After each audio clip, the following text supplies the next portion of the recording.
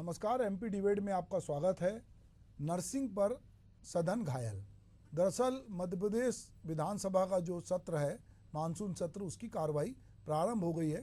कार्रवाई प्रारंभ होते ही सदन में विपक्ष ने नर्सिंग घोटाले को लेकर स्थगन की मांग की। इसके विरोध में कांग्रेस के विधायकों ने डॉक्टर की ड्रेस एप्रन पहनकर विरोध किया। इसके बाद सदन में पक्ष और विपक्ष के बीच जमकर हंगामा हुआ। विपक्ष ने स्थगन की मांग पर संसदीय कार्य मंत्री कैलाश विजयवर्गीय ने कहा कि जो मामला न्यायालय में चल रहा है, इसलिए हम इस पर चर्चा नहीं कर सकते। नेता प्रतिपक्ष उमंग सिदार ने कहा कि नर्सिंग काउंसिल पे चर्चा हो, कोर्ट ने इसे रोकने के लिए नहीं कहा है। इस पर कैलाश विजयवर्गीय ने कहा कि मैंने पढ़ा है, उसी के आधार पर मैं कह रहा हूं कि चर्चा नहीं कर सकते। नर्सिंग घोटाले पे कांग्रेस के हंगामे पर डिप्टी सीएम और चिकित्सा मंत्री राजेंद्र शुक्ल ने कहा कि कांग्रेस इस पर राजनीति कर रही है, जबकि नर्सिंग घोटाले की जांच चल रही है। सीबीआई खुद इस मामले में जांच कर रही है। पहले ही सरकार जांच कराने का आदेश दे चुकी है। इसी मुद्दे पे हम चर्चा करेंगे, लेकिन इसके पहले जान लेते हैं कि इस पर राजनेता अपनी क्या प्रतिक्रिया दे रहे हैं। देखिए, 6 महीने हो गए सरकार को। सरकार इतने सालों से जो शिवराज सरकार के समय घोटाले चल रहे, मोहन सरकार के समय जो घोटाले चल रहे, और जो सरकार के घोषणा पत्र में जिससे सरकार बन के आई, इस पे सरकार बात नहीं करना चाहती। मोहन यादव जी वापस लगता है कि उज्जैन नहीं पहुंच जाए, उज्जैन की बात नहीं करे। 2017 में तो उन्होंने उज्जैन की बात करी। तो मैं कहना चाहूँगा कि मोहन यादव जी को कि आप प्रदेश में जो समस्याएं, जो घोटाले है, नर्सिंग कॉलेज एक बड़ा घोटाला है। यहाँ के युवाओं के साथ खिलवाड़ किया जा रहा है उनकी परीक्षाओं को लेकर। तो मैं कहना चाहता हूँ कि जो कल्प्रेट है, जो बड़े दोषी है, चाहे विश्वास सारंग हो, चाहे महेंद्र गुप्ता, अभी भगोड़ा हो गया, मुझे मालूम पड़ा गायब कर दिया उसे विश्वास सारंग ने। तो ऐसे लोगों को सरकार की जांच होना चाहिए और उस पर कार्रवाई होना चाहिए। यहाँ के प्रदेश के युवाओं के जो नर्सिंग में पढ़ते हैं उनके साथ, उनके भविष्य के साथ खिलवाड़ नहीं होना चाहिए। उस मुद्दे को उठाने की कोशिश कर रहा है जिसका संज्ञान मध्य प्रदेश की सरकार ने बहुत पहले ले लिया था। हाई कोर्ट ने भी उसका संज्ञान लिया है। केंद्रीय एजेंसी सीबीआई उसकी जांच कर रही है और जांच रिपोर्ट के आधार पर जो भी रिकमेंडेशन आएगी उसके आधार पर आगे की कार्रवाई हो रही है। राजनीति के कारण कांग्रेस के लोग इस विषय को आधारहीन, बहुत सी जानकारियाँ उनको है भी नहीं, जब चर्चा होगी तो बातें सामने आ जाएंगी।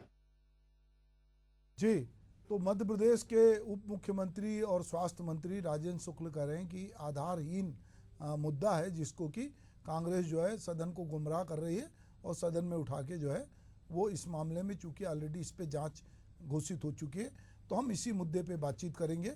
हमारे साथ बातचीत करने के लिए गौरव चतुर्वेदी जी, वरिष्ठ पत्रकार, जुड़े हैं, उनका स्वागत है। दूसरा हमारे साथ रवि परमार जी हैं, कांग्रेस प्रवक्ता, मैं उनका भी स्वागत करता हूँ। और मंजरी जैन जी बीजेपी की प्रवक्ता हैं, मैं उनका भी स्वागत करता हूं। तो रवि भाई, मैं सबसे पहले आपसे चाहूँगा कि कांग्रेस ने ये मुद्दा उठाया है और एप्रन पहन के कांग्रेस के विधायक गए और नर्सिंग घोटाले को लेकर कांग्रेस बहुत एग्रेसिव है, सदन के पहले दिन ही इस मुद्दे को वो उठाना चाहती है। क्या वजह है कि बाकी और बहुत सारे मुद्दे होंगे, पर इसी को पहली प्राथमिकता देने के पीछे क्या मकसद है? देखिए, लाखों छात्रों का भविष्य बर्बाद हुआ है और ये मुद्दा इसलिए जरूरी है क्योंकि मानव जीवन से जुड़ा हुआ है। अगर आप देखिए कि मध्य प्रदेश में नर्सिंग स्टाफ जो कि पूरे समय मरीजों की देखरेख करते हैं, अगर वो इस घोटाले से निकलकर बन गए तो मध्य प्रदेश की स्वास्थ्य व्यवस्था के क्या हालात होंगे। क्योंकि अस्पतालों में हमने देखा है कि डॉक्टर सिर्फ 10-15 मिनट के लिए आता, बाकी पूरे 24 घंटे नर्सिंग स्टाफ के हवाले ही पूरा पेशेंट की देखरेख का जुम्मा रहता है नर्सिंग स्टाफ के पास। अगर इस नर्सिंग घोटाले से निकलकर बना दिए गए नर्सिंग स्टाफ, तो बहुत बड़ा मानव जीवन के साथ खिलवाड़ होगा और मध्य प्रदेश की करोड़ों जनता का स्वास्थ्य के साथ ये खिलवाड़ होगा। इसलिए बहुत महत्वपूर्ण मुद्दा है, इसलिए इसको कांग्रेस ने प्रमुखता से उठाया है। रवि भाई, मैं अपने दर्शकों की जानकारी के लिए आपसे पूछना चाहूंगा कि ये पूरा मामला है क्या? देखिए, मध्य प्रदेश में जब कोरोना महामारी का भीषण दौर चल रहा था, उस समय भारतीय जनता पार्टी की सरकार ने आपदा में अवसर तलाशते हुए 219 नए कॉलेज, फर्जी नर्सिंग कॉलेज खोल दिए, जबकि उसके पहले पूरे मध्य प्रदेश में कुल 448 कॉलेज थे। उसके बाद इनने 667 कॉलेज खोल दिए, मतलब 219 नए कॉलेज मध्य प्रदेश में खुल गए जो सिर्फ कागजों में थे, जिनके पास ना बिल्डिंग थी ना स्टूडेंट को सिखाने के लिए अस्पताल थे। तो ऐसे कॉलेजों को खोल दिया गया। ऐसे कॉलेजों को खोला तो हमने लगातार इसका विरोध भी किया, हमने मांग भी की कि इन कॉलेजों को बंद किया जाए, लेकिन सरकार के कानों में जूं नहीं रहेंगी। उसके बाद हम माननीय उच्च न्यायालय गए, ग्वालियर हाईकोर्ट ने इसके ऊपर सीबीआई जांच के आदेश दिए और सीबीआई की जांच हुई। लेकिन सीबीआई ने जब जांच की तो मध्य प्रदेश के आधी कॉलेजों की जांच की थी, 308 नर्सिंग कॉलेजों की जांच की थी। उनको 3 कैटेगरी में डिवाइड किया गया था, सुटेबल, अनसुटेबल और डेफिशिएंट। सुटेबल में वो कॉलेज थे जो पात्र कॉलेज थे और सीबीआई के अनुसार वो नियम अनुसार संचालित हो रहे थे, वो 169 कॉलेज थे। वही 73 कॉलेज ऐसे थे जिनमें कमियां थी। वही 66 कॉलेज को सीबीआई ने अपात्र बताया था। उन अपात्र कॉलेजों में मतलब 66 कॉलेजों को सीबीआई ने बंद करने के लिए हाईकोर्ट को कह दिया था कि इन कॉलेजों को बंद कर देना चाहिए, इनके पास तो कुछ नहीं है। तो ऐसे कॉलेजों को मध्य प्रदेश की सरकार ने खोल दिया था जो सिर्फ कागजों में थे। 308 कॉलेजों की स्पष्ट हुई। फिर जब हमने सीबीआई की रिपोर्ट देखी तो उसमें हमें पता चला कि सीबीआई की रिपोर्ट में भी गड़बड़ी हुई है। तो हमने 15 अप्रैल 2024 को उस रिपोर्ट का पूरा रिव्यू किया और दिल्ली सीबीआई के निदेशक को उसकी शिकायत की कि मध्य प्रदेश में जो सीबीआई ने जांच की है उस जांच में भी गड़बड़ी हुई है और ये उसके साक्ष्य है। हमने साक्ष्यों के साथ में पूरी एक रिपोर्ट तैयार करके दिल्ली सीबीआई के निदेशक को शिकायत की थी। उसके बाद दिल्ली सीबीआई के निदेशक ने निर्देश दिए और 18 मई को 23 लोगों पर एफआईआर दर्ज हुई, जिसमें 4 सीबीआई के अधिकारी थे और अन्य कॉलेज संचालक और इसमें जुड़े दलाल शामिल थे। जिन लोगों पर दिल्ली सीबीआई ने एफआईआर की, 19 मई 2024 को मध्य प्रदेश से 13 लोगों की गिरफ्तारी होती, जिसमें 2 सीबीआई के अधिकारी। तो यहाँ से ये मामला पूरा खुलता चला गया। इसमें फिर लगातार एक से एक परतें उजागर हुई। हमने देखा कि कहीं स्कूलों में कॉलेज चल रहे थे, कहीं तबेले में कॉलेज चल रहे थे, कहीं तो कॉलेज की बिल्डिंग नहीं थी, सिर्फ कागजों में कॉलेज थे। तो ऐसे कॉलेजों को मध्य प्रदेश की सरकार ने मान्यता दे दी थी। उसके बाद लगातार हमने इस मुद्दे पर विरोध भी किया कि आखिर ऐसे। फिर उसके बाद दोबारा हम हाईकोर्ट गए। हाईकोर्ट ने कहा कि जो सीबीआई ने जिन कॉलेजों को नियम अनुसार संचालित होना बताया था, अब उनकी डिस्ट्रिक्ट जज जो है उनकी निगरानी में जांच करवाएंगे दोबारा। तो मध्य प्रदेश के कॉलेजों की दोबारा जांच हो रही। तो आपको समझ में आया होगा इन सारे तथ्यों के बाद जब दिल्ली सीबीआई ने एफआईआर कर ली, हाईकोर्ट ने निर्देश दे दिए जांच के, तो नर्सिंग फर्जीवाड़ा हुआ है। सरकार को ये मानना पड़ेगा कि नर्सिंग फर्जीवाड़ा हुआ है। लेकिन इसमें सरकार ये बताई कि सरकार ने आज तक क्या कार्रवाई की। सरकार दोषियों को बचाना का प्रयास कर रही है। जो 66 कॉलेज फर्जी पाए गए उनको 111 लोगों को नोटिस दिया गया। उनको नोटिस देने की क्या जरूरत थी? उनकी वजह से लाखों छात्रों छात्राओं को भविष्य के साथ खिलवाड़ हो रहा है, तो उनको नोटिस देने की क्या जरूरत? उनको तो तत्काल बर्खास्त करना चाहिए। सरकार सिर्फ दिखावे की कार्रवाई कर रही है। सरकार को अगर कार्रवाई करना होती तो उन 111 लोगों को तत्काल बर्खास्त करती और इसमें जो भी अधिकारी दोषी है, उस टाइम पे योगेश शर्मा प्रशासक थे, उनको तो इतनी उनके ऊपर सरकार की इतनी दया दृष्टि, इतनी कृपा है कि 2020 में उनकी नौकरी अयोग्य थी, उसके बाद भी उनको जबलपुर के मेडिकल कॉलेज में भर्ती कर लिया एज ए डेंटिस्ट। और उसके बाद 3 साल का नियम था, 3 साल के बंद पत्र के साथ उनको भर्ती किया गया था कि आप 3 साल तक इसी आपको मेडिकल कॉलेज में सेवा देनी होगी। लेकिन मध्य प्रदेश सरकार का उपकार उनके ऊपर इतना था कि 3 साल बाद ही उनको चिकित्सा शिक्षा विभाग में नर्सिंग कार्य के लिए बुला लिया गया और उनको आदेश जारी हुआ कि आपको नर्सिंग कार्य के लिए आपको जिस डॉक्टर की जरूरत थी जिस मेडिकल कॉलेज में, वहां से उनको चिकित्सा शिक्षा विभाग में अटैच कर दिया गया। तो इस तरीके से इन लोगों को अटैच करके और इनके माध्यम से पूरे नर्सिंग घोटाले को अंजाम दिया और आज सरकार इन्हीं लोगों को बचाने का प्रयास कर रही है। तो हमारी मांग है कि सरकार से, और आज इसी को लेकर हमारे कांग्रेस के नेताओं ने, उमंग सिंगार जी, हेमंत कटारे जी और सभी कांग्रेस के विधायकों ने सदन में स्थगन प्रस्ताव की मांग की है कि इस पूरे नर्सिंग घोटाले पे चर्चा होना चाहिए, क्योंकि नर्सिंग घोटाला मानव जीवन से जुड़ा हुआ है और जब अस्पतालों में मरीज जब रहता है तो नर्सिंग स्टाफ के ऊपर ही पूरी मरीज का जुम्मा रहता है। ठीक है रवि भाई, आपने बहुत डिटेल में बताया, बहुत अच्छी बात है। हम भी इससे अपडेट हुए। मंजरी जी, ये मामला बहुत गंभीर है। जिस तरह से अभी हम रवि परमार जी से सुन रहे थे कि एक मामले में सीबीआई जांच करती है, सीबीआई भी लीपापोती करती है, उसके 3 लोग गिरफ्तार होते हैं, बाकी लोग भी गिरफ्तार होते हैं। पर जिन लोगों के लिए, जैसा इन्होंने अभी बहुत सारी चीज़ें बताई, तो ये तो जैसे मध्य प्रदेश में व्यापम घोटाला है जो बहुत चर्चित घोटाला है। उसके बाद मुझे लगता है कि दूसरा बड़ा नर्सिंग घोटाला है जिसमें विपक्ष को लग रहा है और लोगों को लग रहा है कि सरकार कुछ लोगों को बचा रही है या जिनको नोटिस दे रही है, बेमतलब उनको अवसर दे रही है, जबकि सीबीआई की जांच में भी वो दोषी पाए गए हैं या वो उनका फर्जीवाड़ा पाया गया है, तो ऐसा क्यों हो रहा है? देखिए, रवि ने विस्तार से बताया सब मामला, लेकिन सुभाष जी, इसमें एक बात ये है कि कांग्रेस की जब सरकार रही 2018 में, उस दौरान जो चिकित्सा शिक्षा मंत्री थी विजय साधु लक्ष्मी, उनके कार्यकाल जो नर्सिंग कॉलेज की स्वीकृति हुई थी, उसमें से 453 455 में से 453 जो है नर्सिंग कॉलेज को स्वीकृति मिली थी, जिसमें से 460 कॉलेज जो है विजय लक्ष्मी साधु जी के कार्यकाल में मान्यता दी गई। तो ये जो पूरा षड्यंत्र है, ये कांग्रेस का जो अंदरूनी जो द्वंद है, जो एक दूसरे को नीचे दिखाने का जो होड़ है, उसमें ये मुझे तो ये लगता है कि पूरा षड्यंत्र है कि किस तरह से कमलनाथ जी को बदनाम किया जाए, किस तरह से विजय लक्ष्मी साधु जी को बदनाम किया जाए। बदनाम क्या, वो उसमें सम्मिलित है, उनके नाम ये विस्तारित करना चाहते हैं, उनको नीचे दिखाना चाहते हैं। बाकी भारतीय जनता पार्टी का इससे क्या कहना देना? जब आपका शासनकाल था, आपकी चिकित्सा शिक्षा मंत्री थी, उनके कार्यकाल में उनको मान्यता मिली, आप बीजेपी के ऊपर डाल रहे हैं। दूसरी बात यह है कि जो मामला न्यायालय में चल रहा है, जो जांच चल रही है, उसके ऊपर आप हंगामा खड़ा कर रहे हैं, आप सदन का समय खराब कर रहे हैं, आप जनता से जुड़ी विषयों पर बात नहीं कर रहे हैं। हम चर्चा के लिए हमने कभी मना नहीं किया, चर्चा में तो आप भागते रहे, आप वॉकआउट कर देते हैं। अभी हमारे जो विधानसभा अध्यक्ष जी है, उन्होंने कहा यदि नियम में होगा तो कल उस पर हम चर्चा कराएंगे, तो चर्चा होगी उस पर। अब आपको तो सिर्फ हंगामा क्या करना है, आपको ये समझ में नहीं आता कि जनता का जो गाड़ी कमाई है वो एक सदन चलाने में खर्च होती है, तो जनता से जुड़े कई सारे मुद्दे होते हैं। अभी ये बजट सत्र चल रहा है, कई सारी योजनाओं के ऊपर बजट आना है, तो ये सब जन कल्याणकारी योजनाओं पर बजट आना है, कई सारे इंफ्रास्ट्रक्चर पे बजट आना है, और बहुत सारी ऐसी योजनाएं होती है जो मध्य प्रदेश के विकास के लिए, जो मूलभूत सुविधाएं उनके लिए। तो ये सब छोड़कर आप सिर्फ हंगामा खड़ा करते हैं।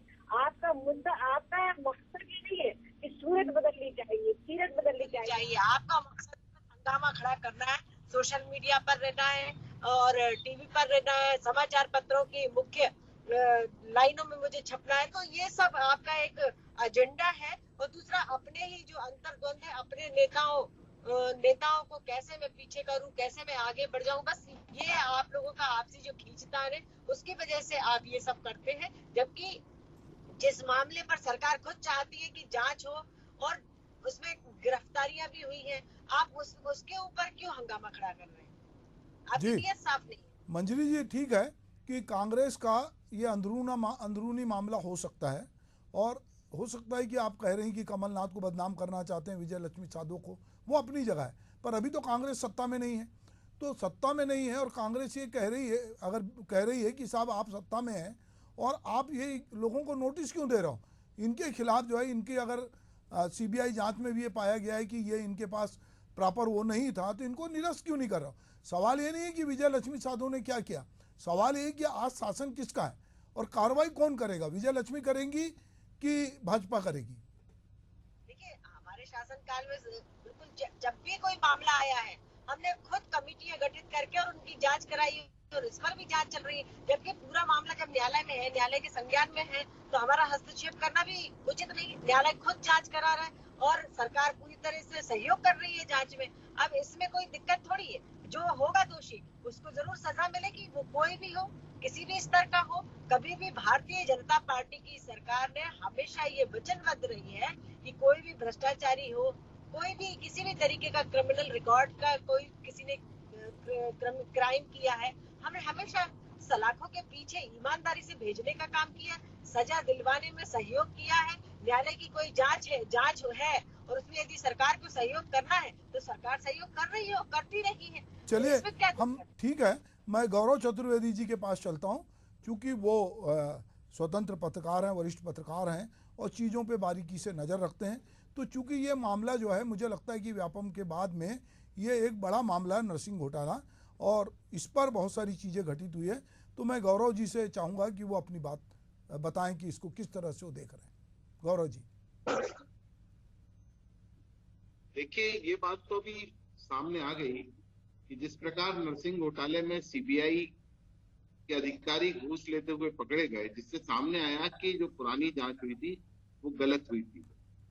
दूसरी बात, जब व्यापम जैसे मामले के बाद जिस पर जो भी रिपोर्ट प्रस्तुत की गई हो और जो परिणाम रहे हो वो अपनी जगह है, लेकिन नीट जैसे मामले अगर सामने आते हैं या पेपर लीक जैसे मामले सामने आते हैं तो स्पष्ट तौर पर ये कहा जा सकता है कि ये गड़बड़ी है। और ये गड़बड़ी हर दल के लोगों के लिए नुकसानदायक है। आज मैं विधानसभा में जब कांग्रेस के विधायक भवर सिंह शेखावत, जो पूर्व में भारतीय जनता पार्टी के विधायक रहे हैं, कि एक लाइन को मैं कोट करना चाहूंगा कि उन्होंने कहा था कि इस पूरे मामले में कांग्रेस के विधायकों के, कांग्रेस नेताओं के परिजनों के बच्चे भी प्रभावित हो रहे हैं और भारतीय जनता पार्टी के कार्यकर्ताओं और नेताओं के बच्चे भी प्रभावित हो। इस नर्सिंग घोटाले से इस प्रदेश की जो जनता प्रभावित हुई है, जो पीड़ित हुई है, उसे अगर न्याय दिलाना है तो एक बार सरकार सदन में चर्चा कराए, पीछे ना हटे। हालांकि सरकार ने सदन में चर्चा कराने की बात कही है, लेकिन ये पूरा मामला जो स्थगन के तौर पर लाया गया था, अब इसे ध्यानाकर्षण के तौर पर, संभवतः ध्यानाकर्षण के तौर पर ले जाया जा रहा है। आखिर सरकार स्थगन पर चर्चा कराने से क्यों बच रही है, इसकी भी सामने आना चाहिए।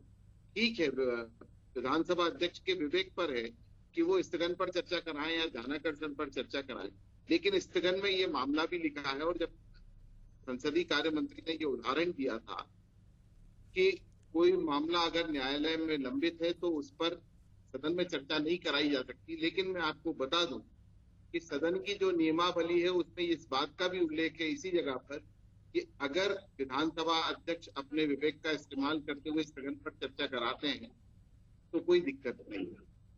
तो ये जवाबदारी सरकार की है। सरकार इस पूरे मामले पर सारे पक्षों को सुने और अपना जवाब दे, जिससे दूध का दूध और पानी का पानी होगा। ठीक, बहुत सही बात आपने कही गौरव जी। नहीं चाहिए, विधानसभा का सत्र इसलिए भी बुलाया जाता है कि उसमें खुलकर चर्चा हो, लोग अपनी बात रखें और जरूरत पड़े तो उसके सारे दस्तावेज सदन की पटल पे रखे जाएं। तो ये गंभीर मामला है। रवि परमार जी, आप कुछ, जब मंजरी जी कुछ कह रही थी तो आप कोई बात और सप्लीमेंट करना चाह रहे थे? देखिए, मंजरी जी ने जो कहा कि 455 से 453 कॉलेजों को मान्यता दी गई, मंजरी जी विद डॉक्यूमेंट्स आपको बताना चाहता हूं कि ये जो व्हाट्सएप यूनिवर्सिटी का आपका ज्ञान है ना, इसको साइड में रखिए। जब 2020 मार्च में जब नर्सिंग कॉलेजों की लिस्ट आई थी, उसमें कुल मध्य प्रदेश में कॉलेज 448 थे, तो कांग्रेस ने 453 कॉलेजों को मान्यता कहां से दे दी? आपकी सरकार के राज में ये 448 नर्सिंग कॉलेज जो थे, ये पहले से ही चलते आ रहे थे।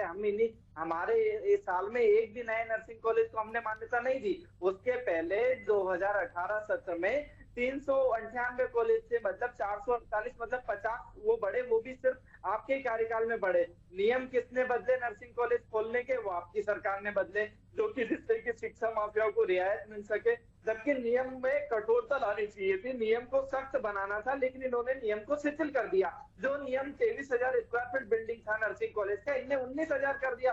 और 2024 फरवरी में तो इनने नियम का पूरे धज्जियां उड़ा दी। जो नियम 23,000 स्क्वायर फीट बिल्डिंग का था उसको 19 किया, 19 से इन्हें 9,000 पे कर दिया कि 9,000, मतलब ये गली मोहल्ले में भी नर्सिंग कॉलेज खोलने की तैयारी में थे। अगर ये मामला नहीं उठता तो नए नियम लागू करके और ये पूरी तरह से उस मामले में लीपापोती करके और नए नर्सिंग कॉलेजों के लिए नए नियम जो बनाए थे उसे धड़ल्ले से गली मोहल्ले में नर्सिंग कॉलेज दिखाई देते। फिर आज स्थिति ये है मध्य प्रदेश की कि लाखों छात्र परेशान हो रहे हैं, उनके परिजन परेशान हो रहे हैं। वहीं जो मध्य प्रदेश की जनता है वो एक सोच में पड़ गई है कि जब हम इलाज कराने अस्पताल में जाएंगे तो अब हमें ये भी देखना पड़ेगा कि जो नर्सिंग घोटाला हुआ था उसका तो ये नर्सिंग स्टाफ नहीं है। तो मध्य प्रदेश की जनता भी इस तरह से बहुत ज्यादा इस मामले को लेकर वो विवश हो चुकी है सोचने पर, और मध्य प्रदेश की जनता चाहती है कि इस मामले पर चर्चा हो, क्योंकि मध्य प्रदेश की जनता के स्वास्थ्य से जुड़ा है, आपके परिवार के स्वास्थ्य से जुड़ा है, हमारे परिवार के स्वास्थ्य से जुड़ा है। और ये किसी एक की बात नहीं है, लाखों छात्रों के भविष्य का सवाल है और लाखों छात्र अपनी परीक्षा की मांग कर रहे हैं 3 साल से, लेकिन सरकार उनकी परीक्षा नहीं करवा रही है। पूरा मामला हाईकोर्ट में है, लेकिन उसके बाद भी सरकार ने, हाईकोर्ट ने निर्देश दे दिए परीक्षा करवाने के, लेकिन सरकार सक्षम नहीं है परीक्षा करवाने पे। जिस मेडिकल विश्वविद्यालय के कुलपति रजिस्ट्रार पर नर्सिंग घोटाले के आरोप है और वो आरोप सिद्ध भी हो चुके, उसके बाद भी उन्हीं रजिस्ट्रार और कुलपति को उसी पद पर बनाकर बैठा हुआ है और उसी पद पर इनको कार्यरत रखा वर्तमान में भी। तो मध्य प्रदेश की सरकार दिखावे की कार्रवाई कर रही है। हम कहते हैं कि आप कार्रवाई करिए, आप कह रहे हैं कि हमारे शासन काल में जो आपके व्हाट्सएप यूनिवर्सिटी के डाटा के अनुसार कॉलेज खुले, तो आप उसकी भी जांच कराइए। आपकी सरकार है, केंद्र में भी है, प्रदेश में भी, आप जांच कराइए। जो भी दोषी होगा वो सामने आ जाएगा। हम तो चाहते हैं उसमें जांच हो और जो दोषी हो उनके कार्रवाई हो, वो फिर कोई भी हो, लेकिन छात्रों के भविष्य के साथ खिलवाड़ ना हो, मध्य प्रदेश की जनता के स्वास्थ्य के साथ खिलवाड़ ना हो, क्योंकि मध्य प्रदेश की जनता ने बहुत उम्मीद के साथ इस मध्य प्रदेश को बनाने में सहयोग किया है। हर चीजों में मध्य प्रदेश की जनता आगे रहती है मध्य प्रदेश को आगे लाने में, लेकिन आज नर्सिंग घोटाले की वजह से पूरे देश में मध्य प्रदेश की छवि धूमिल हुई है और मध्य प्रदेश के छात्रों को अब अन्य राज्यों में सरकारी नौकरियां नहीं ठीक है रवि मिलेगी, जी, प्राइवेट चलिए नौकरी मिलेगी। मंजरी जी से पूछते हैं। मंजरी जी, ये तो रवि जी बहुत तथ्यात्मक सारी चीजें रख रहे हैं, एक के बाद एक डाटा रख रहे हैं, चैलेंज कर रहे हैं कि यदि हमारे समय खुला है तो दोनों जगह आपकी डबल इंजन की सरकार है, आप जांच करा लो। तो ये तो बहुत सारी चीजें बहुत क्रिस्टल क्लियर बोल रहे हैं, तो इसमें कंफ्यूजन कहाँ पर है? देखिए, रवि जी ने कहा कि 2019 में नियमों को शिथिल किया गया। अब रवि जी ये मुझे बता रहे हैं व्हाट्सएप यूनिवर्सिटी का ज्ञान, अब खुद का ज्ञान अपडेट कर लीजिए कि 2018-19 में कांग्रेस की सरकार थी मध्य प्रदेश में, तो कांग्रेस की सरकार ने नियमों को शिथिल किया। 2018 सितंबर 2018 जब आपकी सरकार थी, आप फिर बात को घुमा फिरा के बोल रहे हैं। फिर आप रवि जी आप फिर नियम बदले गए कंफ्यूज थे, हो रहे आपकी हैं। सरकार में नियम बदले गए थे। दिसंबर सितंबर 2018 में नियम बदले थे, तब आपकी सरकार थी। हमारी सरकार नवंबर दिसंबर 2018 में बनी थी, ये जानकारी आपको बता दूं मैं। 2019 में नियमों को बदला गया। आपकी व्हाट्सएप यूनिवर्सिटी जो है वो उसका ज्ञान आप कर लीजिए। 2018 थी और 2000 सितंबर में आचार संहिता लगी हुई थी। चलिए, मैं चाहूंगा कि आप दोनों पहले अपने अपने जानकारी को पुख्ता कर लें, क्योंकि भाई कुछ भी हुआ हो, हमारा कहना है कि सरकार किसी की रही हो, अगर नर्सिंग घोटाला हुआ है और उसमें गड़बड़ी हुई है और उससे जनता प्रभावित हो रही है, छात्र प्रभावित हो रहे हैं, तो इस पर विधानसभा में चर्चा होनी चाहिए और इस पर जो है कार्रवाई होनी चाहिए। मैं हमारे साथ वरिष्ठ पत्रकार जुड़े, उनसे संक्षेप में गौरव जी, जो मैं कह रहा हूं कि भाई ये एक दूसरे पे ढोलने की बजाय ये देखना चाहिए कि इससे राज्य के लोगों का कितना नुकसान हो रहा है। स्वाभाविक तौर पर जो रवि जी ने बात को उदाहरण दिया है कि इस नर्सिंग घोटाले से सिर्फ छात्रों का नुकसान नहीं है, इस प्रदेश की करोड़ों जनता जो अस्पतालों में अपना इलाज कराने जाती है, क्या उनका इलाज इस तरह के कॉलेज से निकले हुए छात्र करेंगे जिन्होंने कोई पढ़ाई नहीं की है, जिन्होंने कोई प्रैक्टिकल्स नहीं किए हैं, जिन्हें ये नहीं मालूम है कि ड्रिप कैसे लगाई जाती है, इंजेक्शन कैसे लगाए जाते हैं। और अगर खुदा ना खास्ता कल भारतीय जनता पार्टी के किसी परिवार का सदस्य इस तरीके से हादसे का शिकार हो गया, तब सरकार या भारतीय जनता पार्टी क्या करेगी? सरकार को और भारतीय जनता पार्टी संगठन दोनों को सोचना चाहिए इस गंभीर मुद्दे पर जितनी आसानी के साथ, संवेदनशीलता के साथ सदन में चर्चा हो और सारे तथ्य सामने आए, वो ज्यादा बेहतर होगा इसके भविष्य के लिए। जी ठीक है, तो हम भी चाहेंगे कि सदन में सारे तथ्य आएँ, सदन में किसी भी माध्यम से, चाहे स्थगन के माध्यम से हो, ध्यानाकर्षण के माध्यम से हो, चर्चा हो और सारी चीज़ें साफ हो, क्योंकि ये लोगों के स्वास्थ्य से जुड़ा हुआ मामला है और कहीं ऐसा ना हो कि जनता के स्वास्थ्य के साथ खिलवाड़ हो। आप मेरे साथ जुड़े, आपका बहुत बहुत धन्यवाद। नमस्कार।